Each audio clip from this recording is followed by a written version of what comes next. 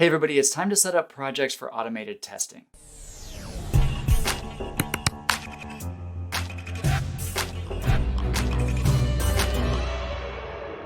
Welcome back. Today I wanted to revisit the topic of project setup, specifically focusing on testing. A long time ago, I did a video where I told you that you should always be testing your code thoroughly and automating your tests. But in that video, I didn't really go into any concrete details. I didn't show you how to do it. And I always meant to come back and make this video and actually show you how to do automated unit testing in your projects. And I've been meaning to get back to this since 2017, which I guess makes sense because people are always neglecting testing, which they shouldn't, and it's a problem that makes me really sad. So that's what we're going to do today. We're going to do some testing. Of course, there's going to be source code. Of course, it's available through Patreon. Thank you all for supporting my channel. But enough talk, let's get into the code. So today I want to start with a simple project. And this is a bit of a hybrid between my recent queue example that we just talked about last week, where we talked about opaque data types, and my recent video where we talked about setting up projects with subdirectories. I'll link to both of those videos down in the description if you want to check them out. This one's a little different in that today I'm packaging up my queue data structure right here, this myqueue.c, myqueue.h. I'm packaging it up into a library. Specifically, it's going to be a static library. I have a makefile down here, very similar to the other project setup makefiles that I've been looking at recently. But if I run make, you notice that it creates a library up here. Plus, it creates a folder that has my obj files, my temporary object files. And then this myqueue.a, this is a static library. Of course, I can't open it in my editor, but this is basically a library file that now can be linked into my other projects, and I can move it around, whatever. I can use it elsewhere. And that's all really great. You notice I'm using subdirectories for a little better organization, but in my previous project setup videos, I didn't get into testing. And that's a problem because if you're the kind of programmer who likes sane outcomes, code that you know works, short debugging times, and actually making your deadlines, then testing is your friend. And I don't mean just testing a few things here and there, sporadic testing. I'm talking about testing everything, all the stinking time, and automating your tests so that every time you change a line of code, you can rerun all of your tests to make sure that you didn't just break something somewhere else. And of course, there are many ways we could do this. I'm going to show you one way, but I think it's less important how you do it and more important that you do it. So today I'm going to use a test framework. Specifically, I'm using the Criterion test framework because I've been playing around with it lately and I like it a lot. But there are a lot of other options, a lot of different frameworks you could try out. And many of those I haven't actually tried out yet. So let me know down in the comments if you have a favorite testing framework that you think I should look into. So after my subdirectories video, surely it's not going to come as a surprise that I'm actually going to separate my main source files from my tests. So down here, we're going to make a test subdirectory. Actually, let's rename that to be tests. But so my tests are going to go here where my main source files are going to go up here. And when I say main source files, I mean the stuff that's actually going to go into my library. And now there may be times when you might want to include your testing code with your released library, but today I'm assuming that I don't want to do that. My tests for this project are going to be mine, something that I use to find my bugs, but not something that I'm going to give to the world because I want my library to be smaller and easier to send around. So what I would really like to have in this directory is a bunch of tests. Specifically, I want unit tests. When you hear the term unit test, that just means tests that test different specific units or small pieces of functionality in your project. And I want these tests in this subdirectory. And then I want a really easy way so I can run those tests over and over again whenever anything changes in my project. And a natural place to automate this is going to be in my build system. So that's what we're going to do today. I could have a separate script, but let's just do it in the build system. So I'm going to use my makefile all the time anyway to compile my code. So why not just use it to build my tests? And to make a target so that I can type make test and it'll just run all my tests. So let's see if we can make that happen.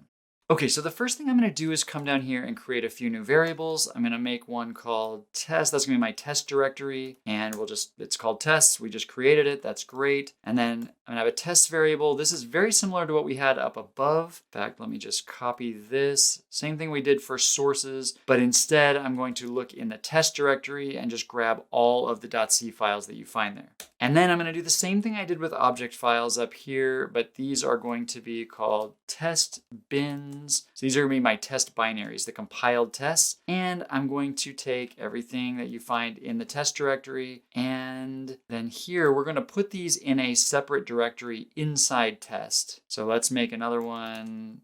Make a separate subdirectory called bin. That's where we're going to put all of our binaries. And And we'll remove the .o because we're just going to compile these. There's no purpose in making an object file. We're just going to compile these straight to a binary. And then in here, this is going to be my test. These are the things that I'm actually going to be processing through this pattern substitution. Now, if you're wondering about wildcard and patsubst, I covered those in a previous video. I'll link to that in the description as well. There's going to be a lot of videos linked in the description here. But these variables are going to basically give me, well, it's going to let me have the directory that I'm looking in. It's going to have the list of .c files that are going to be in my tests folder, and then test bins are going to be the names of the final test binaries that I'm going to produce. Okay, now let's jump down here towards the bottom and let's make a few new rules. Okay, the first thing I'm going to do is let's add a rule like we had here that's going to basically just create the directory if it doesn't exist. So I just created the test bin directory manually, but I'm going to just make it here. So if I hadn't, like I'll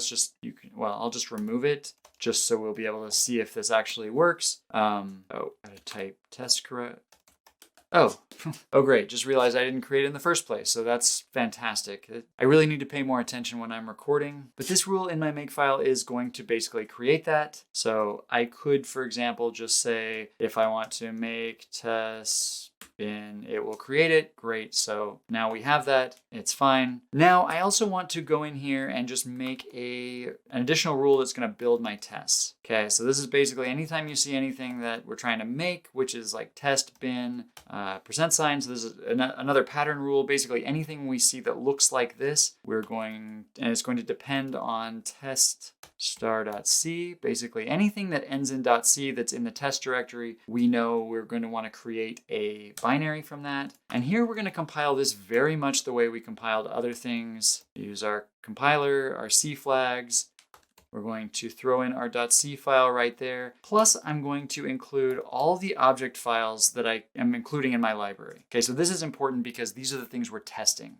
And then the output is going to be the name of the target. We use another automatic variable here. And then the only thing that's actually really different here is that I'm going to add the criterion library. Okay, for criterion, once it's installed, the only thing I need to do is include the library, basically link to it, and then it will handle a lot of the testing stuff for me. This is why we use frameworks. I could roll my own tests, but criterion is going to do a lot of things for me, which is really helpful. Okay, now the last thing we need here is to come down and actually make our test target. So what I'm going to do here is I'm going to say it depends on if I type make test, I need the library to be built. That makes sense. I'm going to need my test bin directory to exist. And I'm gonna look at my test bins variable. So this is basically all the different binaries that I'd like to produce. And then all I'm gonna do in here, once I've built all these things, so once everything exists, then I'm gonna make a little for loop here, which is just basically going to go through and grab every test in my test bins collection. Okay, so I have all of these, and then I'm going to simply run them. So we'll just run them. This is make bash's kind of funky language for how it does this.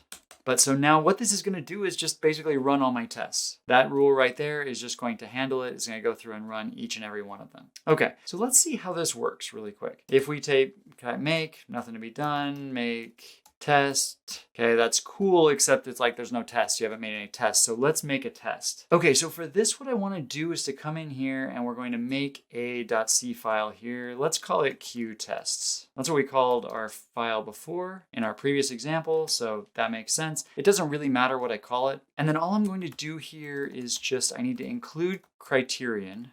So I'm going to include the criterion header. This will have all the stuff that criterion is going to use. I don't have to worry about most of it. And then I'm going to include my myq.h. So this is important because it's basically the thing that I'm testing. So we can see myq.h. That will allow us to actually create some queues, which we're going to need to do to test this.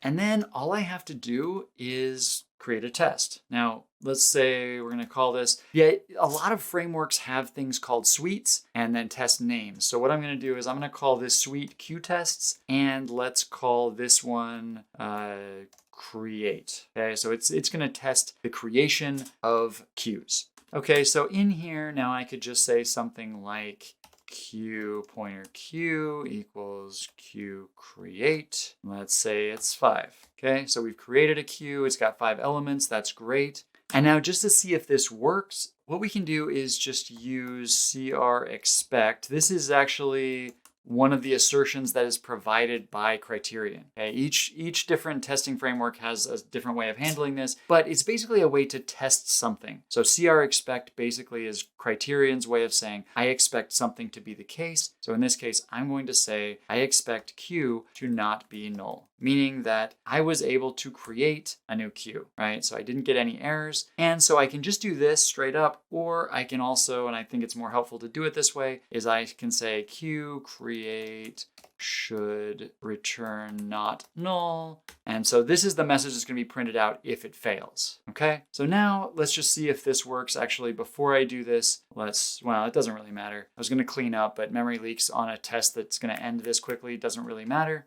So now if I say make test, you notice that it compiled and it says, hey, I passed, and that's great. Now, one thing, you notice there's one test, I created one test, that's fine. One thing that you're going to see people do a lot in testing is you often want to make sure that your test is actually being run. So often I'm going to intentionally write a test that's going to break and try it like this. And here you can see, okay, the test did fail. It printed out my error message. QCreate should return not null. And this just tells me that my test is actually being run, because occasionally people will add tests, but there's something wrong in the setup, maybe something wrong in the makefile, and those tests aren't actually running at all. And so you can have the tests and not benefit from them. Okay, so now we're going to put this back. So we have this test and we could create a bunch of different tests. Maybe we come down here and we decide to make a test that actually involves adding stuff. So we'll say adding elements. And so down here, I could say I don't need to test that creation works anymore because I've already done that. But I could say that Q, NQ, where I pass in Q and I want to append 1, for example. I could say this expected NQ to succeed. Okay, because remember, NQ is going to return a Boolean, true if it succeeds and false if it doesn't. And I could create a bunch of tests and I could say 4 and 5. And so basically this is just each time it's going to test to make sure that this thing succeeds. And again, like I often do, I want to make sure it fails. So I'm going to add a 6th. I actually know this last one's going to fail. At least I hope it does, because my test is only so big. So you can see, sure enough, it fails. So, and then I come back and say, okay, the reason it failed was this. So I can either remove this line, or I could say this equals false. And then I would change this to expected it to fail because we have run up against the limit of our queue. And now I can just run this and it's going to work. And one thing I want to point out just on top of all of this is that there's a lot of repetition in our tests. You notice in each case, we're creating a separate queue, and that's fun. And sometimes this happens where you get a bunch of tests that all have the same setup and tear down. And so one thing you'd like to do is you'd like to be able to have your tests be a little shorter and then generalize some of this code. So what we're going to do, you notice that we have this suite called QTest that I've specified. Well, what I'm going to do up here is just specify that this is a test suite, which up till now was just implied. Now I'm going to make it explicit, and we're going to call it QTest. And then what I'm going to do here is I'm going to suggest that I'm going to have an initialization function, and we're going to, let's see, we'll call it test setup, and then we will make our end, our cleanup function, and we'll call this test teardown, like that. Actually, we'll just call, actually, just in case test happens to be some special word, let's call it suite setup and suite teardown. Okay, so now I need a semicolon here. Now we're just going to come up here and let's create these functions, because if I'm going to declare them, I need to actually put some code in them, define them. And so what we're going to do here is we're just going to have both of these are void. All they do is run. They don't take any arguments. They don't return anything. But what this is going to allow me to do is to actually put setup and cleanup code for each of these. And then what I'm going to do is actually make my queue here. We're going to make it global. And we'll start it out as null. So here we're just going to create our queue at the very beginning of each test. And we'll make it 5. We could make this more general or bigger or vary it in some way. And then I'm going to call queue destroy. on cue, and we're just basically going to have this happen at the beginning of each test and this happen at the end of each test. And so this is really nice because now I can basically remove this from here, I can remove this from here, and I can just focus on what's different in each of these tests. Okay, so now we can say make test and, oh, what did I say? Cue create. And now it should work. Now, one thing I want to point out here is that you notice it's just giving us a very brief summary. And we don't have to use my make test, but I want to show you, you can get a little more information from this when you run your test. So for example, I could just say test bin Q test, and I can just run it alone. And that just gives me this output. So that's useful. I can also say I want it to be verbose. Oops, I need 2 hyphens. So verbose mode basically tells me each test that it runs. Okay, it says, okay, it's running these, and then it gets the results and whether they passed or failed. So if it's useful for you to see what passed and what failed, this might be really helpful. And then that output that you got up above, you could see if I try to run this and just do -H, this will give me the help text for it, which has all these different options that Criterion gives you. So there are different kinds of output file formats that you could use. Let's say you wanted to actually put this into some other tool that interprets test output files. You could do that. And there's other things that you can do, like you can tell it to stop at the very first failure it finds and not keep running tests. So each of these just allows you to customize your testing to your own purposes. And this is really why I use a testing framework rather than just creating all my own tests, is because I get a lot of this for free. And this gives me a lot of capabilities that I didn't have to write. But my point is not to try to sell you on Criterion. It's just one that I'm currently using. There are dozens of different options out there, all with different pros and cons. I really like Criterion right now, and so I'm putting it out there for you. And of course, Criterion's great because it's free. But the main point is that when you're setting up your projects, I hope you'll take the opportunity to build testing into your projects, test as you go, write tests as you go, and make it really easy to run them all the time. Because the easier it is to run your tests, the more likely you are to run them all the time, and the cleaner your code's going to be, and the quicker you're going to have a working solution. So I hope this helps you on your next project. Like this video if it was helpful, subscribe if you don't want to miss the next one, and until that next one, I'll see you later.